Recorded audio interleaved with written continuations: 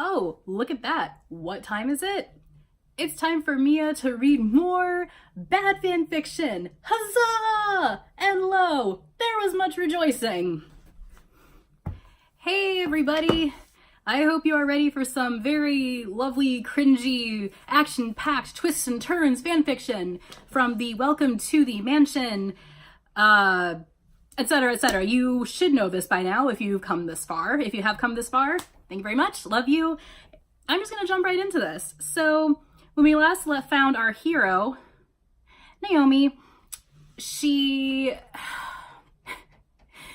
wakes up from a coma in the hospital after the car crash. She gets released. She goes back to the house to find out that it is on fire. So the original mansion of killers is now gone. They are now living in this other mansion made by this girl, Kendi, and this boy, Clayton.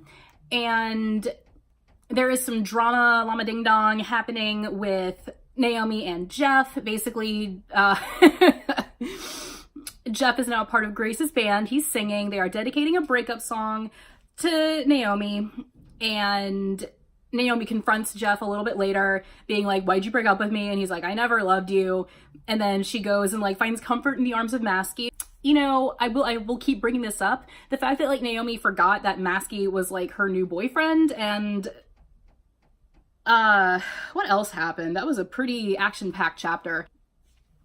Naomi defeats Scarecrow Girl, she defeats Bob, she reveals to Masky that she is a dark angel, and then she reveals to the family of killers that she is a dark angel, and that is where the chapter, or that's where the last video ended, or the last chapter ended, and she's like revealing all this stuff to the house, saying like, oh, like Zalgo's targeting, or Slender Dad is like, oh, Zalgo's targeting her, and then all of a sudden they hear Zalgo coming into the house. So that is where we are starting this, so here we go. Chapter 9. Stay away from my family, I yelled. Everyone stepped out. Whoa, is that Zalgo? I heard Clayton ask. It is, but he is in his shadow form, Slender said. This form is not my true self. I need ultimate power to become the demon I am, and that power comes from you, Zalgo said, pointing at me. That's why you've been sending all your goons after me, I said. Correct, but none have succeeded, I see, he said. That's right, I said. I see. I must act fast and acquire your powers before you discover your true powers, Zalgo said. What power do I have that you need? I asked. As if it would be that easy. You are a dark angel, yes? He asked. Yes, I am, I said. You are part demon and part angel. You have not awakened either side of your halves, Zalgo said. Yeah, so, I said. I desire the demon side more than the angel side, but having both powers will be extremely useful in my plan, he said, walking slowly towards us. Don't get any closer, I said. Zalgo laughed. You cannot defeat me. You are too weak, he said. He became a shadow cloud and zipped across the ground towards us. I placed a barrier over all of us. The shadow covered the barrier. What are we going to do? Sally asked. I'll think of something, I said. Zalgo hit at the barrier. He'll use Naomi's power to take over the world, Slender said. Great, now we're all going to die because of you, Naomi, Jeff yelled, pushing me. Fuck you, Jeff. Fucking asshole punk bitch. Oh, so it's all my fault now, I yelled, pushing him back. Yes, you're the one who got us into this mess, he said. Slender grabbed both of us and held us apart to keep us from killing each other. The barrier started cracking. Just like holding them apart, just like windmilling at each other, just like, son of a bitch! Yeah. I will take your powers, Zalgo roared. For once, Jeff's right. I did get everyone into this mess, and now I'm going to get you all out of it, I said. What are you planning? Toby asked. All right, I'm going to open the back of the barrier and I want everyone to split up and run in different directions. He can't come after us all, I said. Everyone must be careful. You might run into Zalgo's minions out there, Slender Dad said. It doesn't say Slender Dad, but that's what I'm calling him. Everyone nodded. Clayton, you and Kendi go first, I said, opening the barrier a little. They both ran out. EJ and Sally, you go, I said. EJ picked up Sally and ran out. Ben and Jeff, I said, nodding to both of them. Ben nodded and ran out with Jeff right behind him. Slender Dad, take Toby with you, I said. Slender placed a hand on Toby's shoulder and they disappeared. That leaves you two, I said, looking at Masky and Hoodie. What about you and Smile? Masky asked. We'll be fine, just go, I said. The barrier cracked even more, threatening to shatter. Come on, Tim, Hoodie said, grabbing Masky's arm and dragging him away. I'm doing this all for you guys, I thought. I let the barrier down. Zalgo stood before me. It was a bad decision letting your friends go. Now no one can protect you, he said. I can protect myself, I said. Smile growled menacingly. I will have your powers, he vowed. You've got to catch me first, I said, running off into the woods. Zalgo ran straight after me. I kicked into high gear and sprinted as fast as I could. I ran around a bend in the trees and tripped over a dead log. I fell and slid into a nearby tree. Smile whimpered and ran up to me. That really hurt, but I'm okay, I said to Smile. I got up from the ground and looked around. I didn't see Zalgo anywhere. I took off running again. It suddenly got extremely cold. I felt my legs start to get heavy. I looked down and noticed ice starting to form around my ankles and feet. I heard giggling coming from somewhere around me. Smile barked and started growling. Easy boy, I said. The ice started to reach my waist. Finally, I get to meet you, I heard a girl's voice say. A girl stepped out of the shadows. She had on a white shirt, jeans, and white boots. Her eyes were hazel and I could see a sword sheath on her back. She also had white dragon wings. Who are you? I asked. I'm Trinity, one of Zalgo's kids, she said. Let me guess, you're the one who froze my legs, I said. Correct. I'm an ice demon, she said. She opened her hands and a large white crystal appeared in the sky, exploding into light. What was that for? I asked her. Just letting my father know that I've got you, she said. Great, I muttered. Trinity walked closer to me. I couldn't back up, so I did the next best thing. I put a ball of fire in between me and her. Trinity backed away. Ice and fire don't mix well, I said, smirking. Oh, just wait till my dad gets your powers, she said, turning her back on me. Amateur hour. I moved the fireball down towards the ice that trapped me and began to slowly melt it. I eyed Trinity carefully. She flicked her wings impatiently. Ugh, where is he? He should have seen my signal, Trinity muttered. I stepped out of the ice encasement. Well, it's been fun, but see you later, I said. She whipped around. No! She screamed as I ran off into the woods. Don't turn your back on your prisoner, you dumb shit, especially one that you know has powers. It's like the first rule in the book. Your dad should have taught you better, girl. Damn. I wonder where everyone is, I said to myself. Smile barked and sniffed around the trees. Anyone out there? I asked. He yipped and shook his head. I sighed and started walking, only to be stopped by a vortex of water. Oh, come on, I yelled. Smile barked and tried to get through the vortex, only to get a face full of water. Nice try, dog, I heard. I looked up to see a girl with blue wings flying above us. She looked identical to Trinity. Let me guess, you're Katie, I said. The one and only, and you're Naomi, she said. Yeah, would you mind letting me out? I asked. Sorry, but no. I was instructed if my sister failed, I would have to trap you, Katie said. I sighed. Worth a shot, I said. All right, I admire your confidence, Naomi. Another burst of light exploded in the sky. This time it was blue. Great, another signal, I muttered. Maybe I could do one of my own to throw him off, I said to Smile softly. He barked. I nodded. I sent up multiple white and blue explosions. What are you doing? Katie asked. None of your business, kid, I said. I am not a kid. I am 15 years old, she said. Oh, that sounds like something a kid would say. I'm not a kid. I'm 15 years old. It's kind of like, you know, when you're actually a kid and, you know, people are like, oh, hi, sweetie. How's it going, little one? And it's just like, I'm not little. I am 7 3/4 years old. Whatever. Now, if you don't mind, I'm going to let myself out, I said. I started boiling the water vortex and it puffed into steam. No way, Katie said. See ya, I said, bolting. Smile followed. Hopefully I won't run into the third sister, I said. Knowing you, you will. I noticed the sky was starting to light up. Something zipped past me and I stopped, almost running into Zalgo. Crud, I muttered. I backed away slowly. Nice try trying to throw me off your trail, he said. I backed into a tree. I was stuck. He reached out towards me. I needed to think fast. Then I remembered something. My scream that shattered the mirror. Maybe I can somehow paralyze Zalgo, I thought. He came closer. It's sad. You thought you could run from me, he said. He reached his hand out towards my face. Smile, cover your ears, I whispered. Smile placed his paws over his ears. I let loose an ear-splitting scream. Zalgo staggered and backed away from me. Let's go, Smile, I yelled, running in the other direction. Smile barked and followed. Not so fast, I heard Trinity's voice say. The tree near me froze over. I stopped. Katie and Trinity surrounded me. Smile, run. I don't want you getting hurt, I said. Smile barked and licked my hand before running off. I sighed. All right, I give up, I said, throwing my hands up in the air. Good choice, Katie said. Zalgo appeared in front of me. Katie, dear, create your vortex around her while I prepare the ritual, Zalgo commanded. Katie nodded, and the blue ring on her finger that I hadn't noticed earlier started glowing. The vortex of water that had trapped me before surrounded me once again. I'm going to die, I thought to myself. Well, you've come this far, so...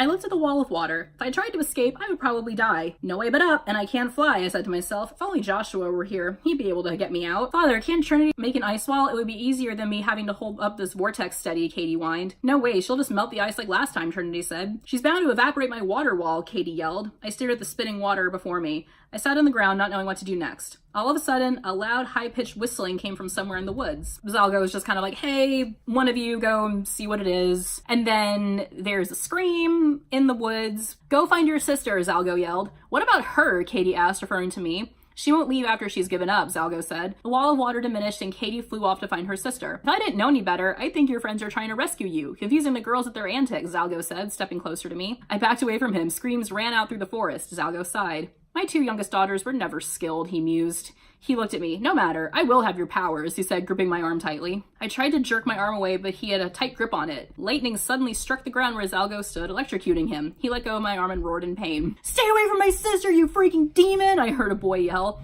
I recognized the voice and looked around. Up here, the voice said. I looked up to see Joshua, flying above us. He had white wings. Joshua to the rescue! Called it.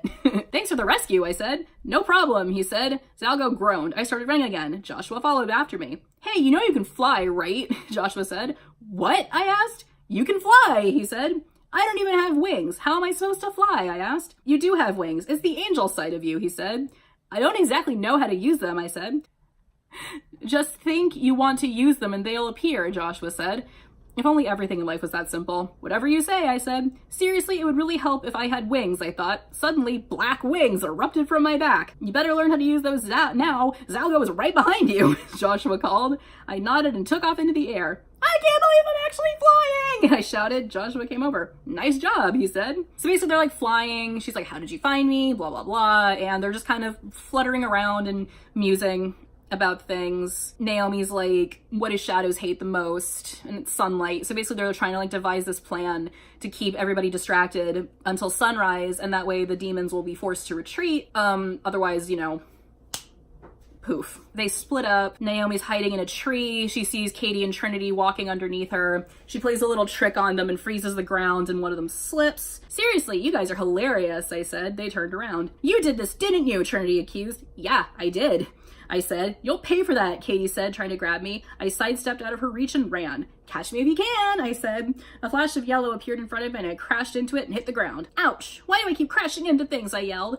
Aw, because you're the Mary Sue character. Making you clumsy makes you relatable. Isn't that adorable? Oh, what did I hit? Someone asked. I looked up and saw Masky rubbing his head. His mask had fallen off and he crashed into me. You okay, Masky? I asked. Yeah, I'm fine, he said. What are you doing? I asked. I've been running around with a hoodie setting up traps for the Demon Sisters, he said.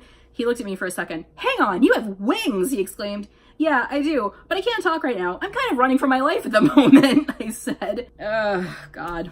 What do we have here? Is this your little boyfriend? Katie smirked. I swear if you touch him, I will kill you, I said. Aw, you're actually remembering that he's your boyfriend. Isn't that nice? Aw, isn't that sweet? I heard a girl's voice come from behind us. Well, if it isn't our oldest sister, Ash, Trinity said.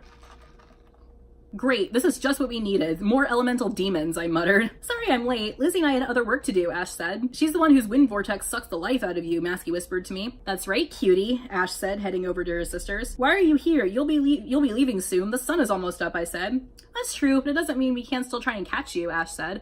I looked at the sky. The sun was so close to being all the way up. Then catch me, I said. I grabbed Masky's hand and lifted off into the air. Whoa, what are you doing? He yelled, moving around. I couldn't leave you behind. They would have killed you if I did. And quit squirming. I don't want to drop you, I said. An ice beam whisked by my head. They won't give up, will they? I muttered. You can't fly like this forever. Just drop me, Masky said. No, I yelled. Just trust me, okay? He yelled back. I dodged another blast of ice. Ugh, fine. I hope you know what you're doing, I said. He nodded and I let go of his hand and he disappeared right before my eyes. I sighed and tried to fly again, but I couldn't. I looked behind me and saw a funnel-shaped cloud. You can't run from me, Ash yelled. I flapped my wings as hard as I could to get away, but I wasn't strong enough. The funnel pulled me in. Yes, we've got her, Katie yelled. Nice job, Ash, Trinity said. Now watch this, Ash said. The funnel around me disappeared and one around my head formed. I gasped. The vortex began sucking the air right out of me. Ash, what are you doing? Katie yelled. I know what I'm doing, Ash said. You're killing her, Trinity said. I've got different orders from Dad. Even though she's dead, he can still extract her powers from her corpse, Ash said. Of course, you were always the favorite, weren't you? Katie yelled. I lost all consciousness and blacked out. The only thing holding me up in the air was Ash's funnel cloud. Ash, stop! It's too late. The sun's up, Katie said. Fine, Ash said. As soon as the funnel left around my head, I plummeted to the ground. The three sisters disappeared into shadow. I crashed into the ground hard and hit my head. It was so dark. When I came to, I was laying in bed. Where am I? I asked out loud. The door to the room opened and Masky walked in. Oh good, you're awake, he said. What happened? I asked. You almost died, he said. Par for the course at this point. I don't remember any of what happened last night, I said. It was extremely hectic. To say the least. Masky, honey, come on. Where am I asked. In my room, Masky said. I sat up on the bed. How long have I been out? I asked. Maybe 3 hours, he said. Oh my god. Okay, good, I've still got time to make it to practice, I said, getting up and staggering a little. Again, Naomi, your priorities, it's so admirable. No way, you're staying right here and resting, Masky said, and grabbing me before I fell. But I'm fine, I said. Naomi, please, just do this for me, he said. Fine, I said. Thanks, he said. Where's your mask? I asked. Oh, I lost it in the woods. I'll go look for it later, he said. I nodded. I sighed. What's wrong? Masky asked. I'm worried, I said. About what? He asked. About my band not making it to victory and defeating Grace. Bleh. Everything that's been happening lately, I said. It's okay. We're all behind you on this, he said. Thanks, I said. He leaned in and kissed me softly. I kissed back. I love you, Masky said. I love you too, I told him. He leaned in to kiss me again, my phone started buzzing. Cock block. I pulled out my phone and clicked the talk button. Hey, it's Jade, where are you? We started practice 20 minutes ago, Jade said. Sorry, I'll be there in a little bit, don't worry, I said. Yeah, alright, you've just missed a ton of practices and we're all starting to get worried, she said and hung up. I groaned. Jade, the forever tactless little bitch. Good lord. Can I please go to practice? I asked Masky. Just take it easy, he said. Thanks, I said, and kissed his cheek before running out of the room. I ran to my room and grabbed my guitar and the box of shirts. I took the potion that Slender had given us and ran downstairs and out the door. I walked out of the forest and ran down the street, but I skidded to a stop before I reached the school. There in front of me was a kid with blonde hair and emerald green eyes. He wore a black and white scarf, dark blue jacket, black shirt, and jeans. I stared at him. That kid looks really familiar, I thought. He turned around and looked at me. I walked over to him. Hi, do I know you from somewhere? I asked. The boy simply shook his head and walked away. I stood there a little confused and then walked into the building. I headed down the hall to the music room and opened the door. So she gets to get to band practice. She shows everybody the shirts. She's like, okay, these are the shirts. This is the new band name. I also changed the song list. She tells them that Grace recruited Jeff as the singer. She says she's recruited my ex and everyone loves boy singers. Well, I don't know if people will like him or not. Do you have a picture of him? Leah asked. I think I have one left, hopefully. I skipped over one when going through my pictures and deleting everyone with him in it, I said, pulling my phone out and scrolling through my picture. The girls crowded around me to look. Oh, here we go. This was his contact photo of the day I met him, I said. None of them said anything for 5 minutes. You guys okay? I asked. Oh my gosh, this was your boyfriend? Leah squealed, grabbing my phone. Emphasis on was, I hissed. Geez, Naomi, you were a lucky girl. Emphasize were, I thought. He's okay, Jade said. I snatched my phone back from Leah. Okay, Jade, weren't you the one who was like, I feel sorry for the loser girl he dumped? Also, this makes like no sense to me because like, I mentioned this in like one of my other videos, but in the group chat, they were like, oh my god, Grace has crossed the line, and they sent a picture of Grace and Jeff kissing to the group chat, and like nobody else is dating Jeff, and why would they care about Grace crossing the line with some boy that they obviously don't know, like, you know, who it is? And then they're like, oh my god, if this was your boyfriend? It makes no sense at all. And then for Jade to be like, yeah, he's okay, like, I don't know if she's like atoning for her like bitchiness in the past or something, but like the continuity is just not, it's not great, but what do I expect from something like this? So after that little conversation, they're like, all right, we should practice, and after practice, we should go to the mall and find some outfits that we can all wear, like a uniform of sorts. So while we're at it, we should also get clothes for the back to school party, which is the day before the battle. And then they play, and that is the end of chapter 9. Chapter 10. We practiced for hours. I placed my guitar against the wall and sighed. My arms are tired, Jade said, setting her sticks down. We should head to the mall before it gets too late, Leah said. We all agreed and went outside to Jade's car and piled in. Jade pulled out of the parking lot and down the road. Let's go to the food court first. I'm really hungry, June said. I could eat, I said. Jade pulled into the parking lot of the mall and we all got out. So the next bit of this chapter basically explains, it just describes them eating. She gets 2 slices of pepperoni pizza, baked ziti, and an order of breadsticks. It's mentioned that a cruise has been added to the beach trip to raise the stakes for the Battle of the Bands contest or whatever. They go to a clothing store. It doesn't say that it's Hot Topic, but it sounds like it's Hot Topic. They're basically just picking out things that are red and black to go with the theme, which is a good color combination. It's one of my favorites. Not just blood red, but all kinds of red. they're like, hey, you should wear this shirt. And she's like, it'll show off my stomach. And they're like, oh, you're extremely skinny. You don't need to worry about that. And it's like, all right, whatever. So eventually she ends up picking out a pair of black pants, a red belt, and lace-up boots, along with the shirt that shows her midriff. She also picks out a leather jacket and a bow for like a ponytail. And then they go and they find a dress. She picks out a pair of boots that has like a knife compartment in it. Why there was a pair of boots with a knife compartment in it at a store, I really couldn't tell you. She gets a dark red dress that sparkled a little in the light, and it ends right above the knees. Okay, let's head back to the food court and grab some cookies, Leah said. We started walking back to the food court. The girls talked about the band battle. I stayed quiet and thought about the boy I had seen in front of the school. He looked extremely familiar. I just don't know where I had seen him, I thought. Suddenly, I felt like someone was watching me. I looked around me and then up to the second level balcony. There he was, standing at the balcony looking straight at me. I stopped and looked at him. Those green eyes, they were so innocent, and yet not at the same time. He smiled at me and walked off. Hey Naomi, what are you looking at? June asked. Nothing. Let's just go, I said. The girls bought their cookies. I bought a large box of cookies that had an assortment of sugar cookies, cookies with frosting in the middle, chocolate chip cookies, double chocolate with marshmallows in them, and large-sized sugar cookies. Let's head back to the school, Jade said. I nodded. Hey Naomi, this may be an odd question, but has anyone ever told you that you look like the serial killer who has the same name as you? Leah asked. My body tensed at her question. No, I answered quickly. She does have the same facial features, Jade answered. Yeah, but she doesn't have the same unnerving smile as that psychotic maniac, June said. I hope every single one of those maniacs are caught and killed, Leah said. June nodded.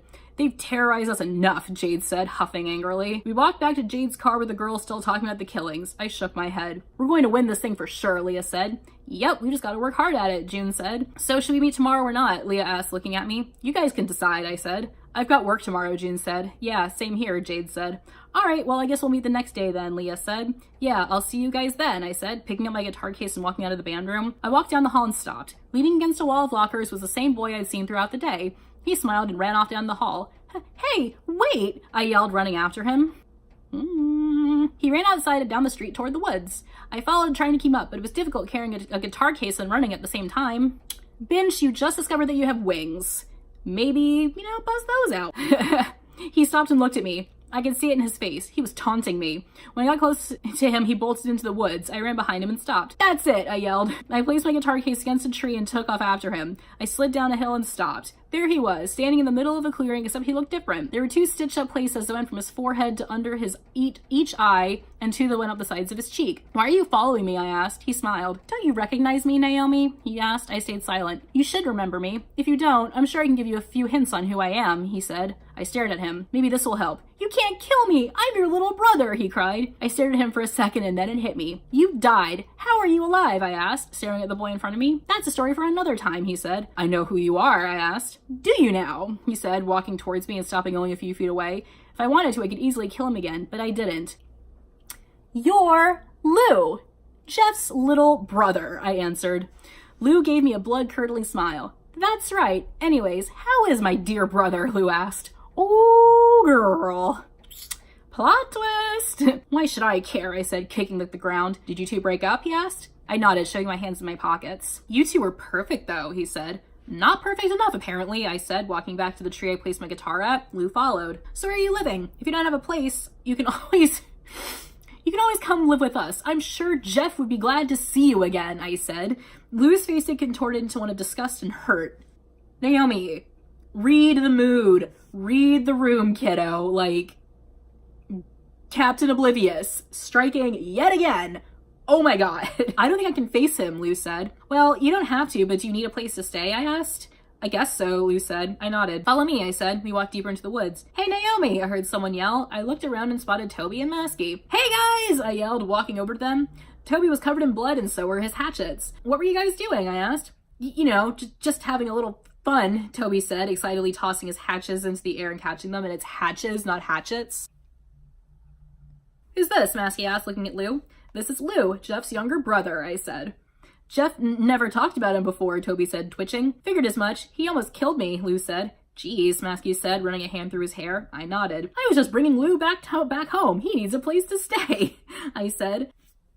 Why are they not talking her out of this? Like, God. All right, well, let's all head back together, Masky said. We started walking back towards the mansion. So what were you guys doing out there? Toby really didn't give me a straight answer. I said, he's covered in blood, his hatchets are covered in blood, and he is excited. Figure it the fuck out for yourself, you dumb bitch. Toby decided to drag me along with him to kill a few campers he saw in the woods, Masky said. Sadly, one girl got away from me, Toby said, sighing. But thanks to me, I saved his skin. If she had gotten away, Toby would have been in a lot of trouble with Slender Dad, Masky said. Yeah, I owe you one, Masky, Toby said. Don't bother, Masky said. And so they get back to the house, and of course, Sally is the first one to greet them. Hey, Naomi, you're back. Oh, who's this? Sally asked. Well, I began. I'm Lou, Jeff's younger brother, Lou said. A loud shattering came from the doorway of the kitchen. I glanced over and saw Jeff standing there. There were glass bits around his feet. Must be so shocked he dropped a glass, I thought. Lou stared at his brother. Lou? Is it really you? Jeff asked, walking over to him. Lou nodded. Jeff went to hug his brother, but Lou backed away. Wow, Jeff and Naomi are really oblivious. Maybe they should have stayed together. No, I don't mean that. I understand you're excited to see me and all, but I don't think I can handle any physical contact from you since you nearly killed me, Lou said. Jeff looked hurt but nodded. I understand. Anyhow, it's nice to see you again, Jeff said. Lou nodded. You too, I guess, Lou said. Thanks for finding my brother, Naomi, Jeff said, turning to me. Actually, he found me and I'm not in the mood to talk to you, I said, scowling, and walking up the stairs to my room. I closed my door and set my guitar case down. I sat in my chair and stared at my reflection in the full-length mirror. My reflection wavered and stood up. I stared at the mirror. My reflection smiled. Looks like I'm finally getting your attention, she said. What do you want? I asked. I've tried 2 other times to get you to notice me, she said. Senpai, notice me! First of all, I know you're me and all, but do you have another name, I asked? Yes, you can call me Nerissa. I am the demon side of you, she answered. Okay, I said. Listen, have you done any killing lately, she asked. No, I haven't actually. I haven't killed anyone in a while. So I guess Scarecrow Girl and Bob don't count. Look, you might want to soon or something really bad will happen, Nerissa said. What kind of bad thing, I asked. Well, by killing, you keep me under check, she said, her red eyes flashing. But if you don't kill for a while, and something extremely bad sets you off, making you angry, let's just say you'll go into an unstoppable rampage and try to kill everyone. People you love and people who are your enemy, she said. So all I have to do is kill? I asked. Yeah, unless you don't want to, because I'm always happy to take over and kill, she said. Can I turn into my demon form on my own, I asked. Well, yes, but I don't recommend it. I like to be in complete control without you being conscious, Nerissa said. I frowned. You mean I forget what I do when I'm in demon form, I asked? Sometimes, but I get control of your brain, she said. Okay, one more thing. What do I look like in demon form, I asked. Do you really want to see, she asked. I nodded uncertainly.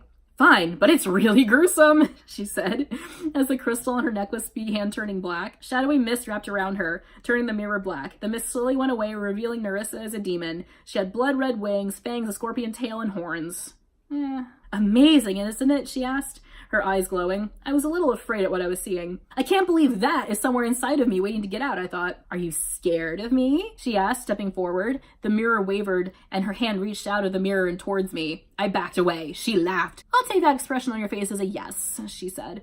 I'm never letting you out, I said shakily. She phased through the glass and stood before me. I knew she couldn't be the real thing. Her body was all hazy and shadowed. You might have to if you want to beat Zalgo. I don't even know why I'm telling you this. I guess you could say it's the only good thing I've done in a while, she said. I heard my door click and Masky walked in. He opened his mouth to say something to me but noticed Nerissa. He looked between the two of us. Who's that? He asked. Me, but it's the demon side of me, I said. Nerissa flicked her tail impatiently. I'm what's inside of her at this moment. What you see now is just a copy I made, Nerissa said. Masky looked at me. Yeah, I know, it's creepy, I said. Oh, Naomi, you better start killing before someone enrages you and I break free from my imprisonment, Nerissa said mockingly. I scowled. Leave me alone, I warned. Fine, but I'll be back. Just you wait. I'll get strong enough so that even killing people won't save you, she said, disappearing back into the mirror. I looked at Masky and gave a small smile. Want to go killing with me later tonight, I asked. He nodded. Yeah, if it keeps that demon from breaking out, I'd be glad to go, he said. Okay, so the next chapter is chapter 11, and it's kind of gruesome. Not like kind of gruesome like the demon form or whatever, but it does have like some pretty graphic depictions of Naomi killing people. I guess this would be a good time to put in a content warning, is what I'm trying to say very badly. Maybe I need more coffee. Liquid anxiety. So yes, content warning, this chapter does contain a pretty decent amount of violence, so I am just warning you now. Chapter 11. I sat in my room staring out the window into the woods. I sighed and decided to get ready for the late night killing session. Masky had told me it was better to go after everyone in the mansion was asleep. I opened my door and quietly headed downstairs. I sat on the window bench that was near the door and laid my head against the cold window pane. Hey, are you ready to go? I heard someone ask. I looked up and saw Masky at the bottom of the stairs. Yeah, I answered. We walked out of the house and towards the road. Where are we going? I asked. Any house is fine, Masky said. We walked down the road past the school. I can't believe school starts in a few weeks. Masky said. Yeah, it's going to be a pain, I said. I'm just imagining them like walking down the street with like knives and like holsters and all that shit. They're just like, oh yeah, we're gonna go and like murder people to keep my like inner demon from it coming out. Ugh, I can't believe school starts in a few weeks. Ugh, what a pain. Oh god. And so they're just like walking down the street. Masky is like trying to figure out what house to go to, and he's like, I've had one in mind for a while. And they stop in front of a 2-story house, and Naomi's like, how are we gonna get in? I checked earlier and this house always has its back door unlocked for their older son to get home from work, Masky said. How do you know that? I asked. I'm known for being a stalker. I watch people's movements very closely, so it's easier to kill them later, he answered. I opened my mouth to say something, but decided against it. To tell you the truth, I've watched you in the past, before you came to the mansion, he said. I flushed red. Seriously? I asked. He nodded. Don't worry, I didn't say anything bad. He said, honey, I know you might have not have seen anything bad per se, but that's not really something you say to someone that you're dating. Still Team Masky though. Hashtag Team Masky. Still Team Masky. I can't believe I never noticed you, I said. I keep well hidden. You can't see me, but I always see you. Again, sweetheart, not something you want to tell the person that you're dating. I'm just saying. Just push on it, it'll open, he said. I nodded and pushed on the glass door and walked inside. Where do you want to go? I asked. Second floor, Masky said. And there was a guy sitting in a chair, drinking a beer and watching TV. Naomi comes up behind him and slits his throat. Nice job, Masky said. Thanks. Now let's head upstairs, I said. We walked up the stairs and walked down the hall. We passed a door and I stopped and backtracked. I looked at the door. It had a nameplate on it. Tammy and Terry's room. Wait, that's Grace's drummer and guitar player, I said. What a coincidence, Masky said. I heard the smirk in his voice. I giggled. I silently opened the door. Do what you do best. I'm going to look around, Masky said, disappearing down the hall. I shut the door behind me and scanned the room. There were 2 separate beds, and one of them was empty. Tammy was sleeping in the bed closest where I was standing. The door to the other side of the room opened and Terry walked out. She looked straight at me and blinked. Tammy, someone's in our room and she's got a knife, Terry squeaked.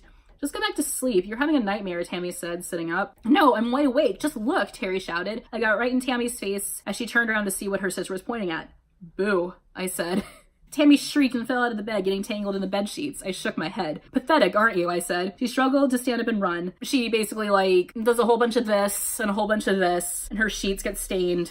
And she basically just like kills her in front of her sister. Terry screamed as she watched her sister die. I wiped the blood on my pants. I had forgotten how much fun killing was. The adrenaline rush, the blood, the screaming of my victims as they died. Oh, how I missed this.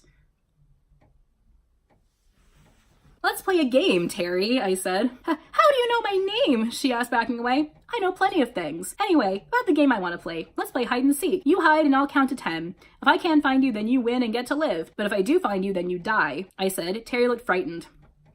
Understandably. I started counting as she took off down the hall. This was too much fun. I walked out of the room. My yelling of the numbers rang throughout the house. Ready or not, here I come, I yelled. I walked out of the room and down the hall, listening for Terry. Come out, wherever you are, I called. I walked into a nearby room and listened quietly. I heard the sound of rustling coming from the closet on the other side of the room. I walked over and pulled the door open. Terry was curled up in a ball, shivering and crying.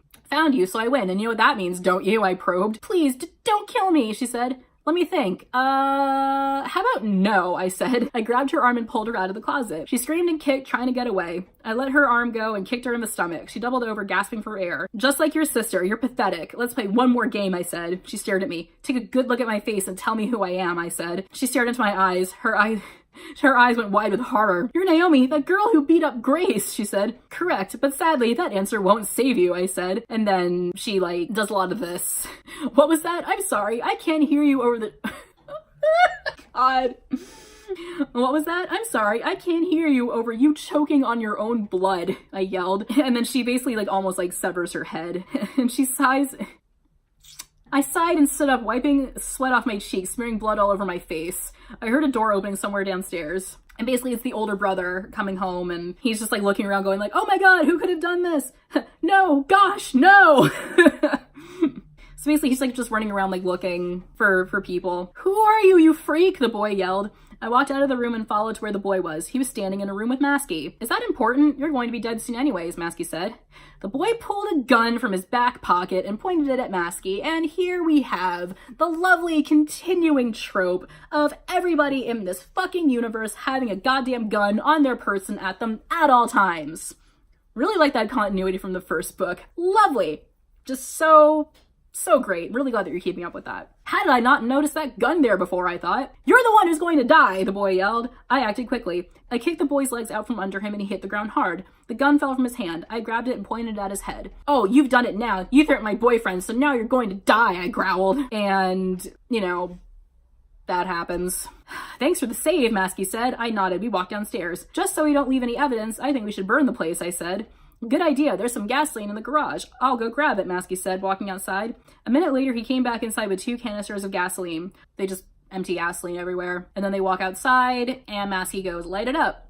"With pleasure," I said. I summoned the fire into my hand and placed my hand on the trail of gasoline. The fire raced inside the house and exploded in a mass of heat and raging flames. The fire roared as the house was engulfed in flames. "Awesome!" I yelled. "Nice job," Masky said. "Thank you very much," I said, bowing. We started heading back towards the house. "Back there, you call me your boyfriend," Masky said. "Well, you are," I said. I heard the faint sound of sirens.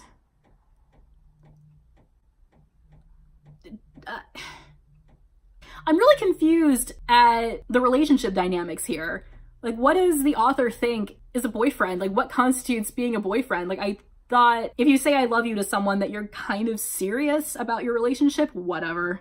I heard the faint sound of sirens. "We better get out of here fast," I said. "You're right," Masky said. We bolted down the road and back into the woods just as 3 cop cars passed. "That was extremely close," Masky said. I laughed. "That was so much fun. I'd forgotten how much fun killing was," I said. I looked at the ground and sighed. "Something wrong?" Masky asked, taking his mask off and cleaning the blood off of it. "Jeff and I used to go killing all the time," I said.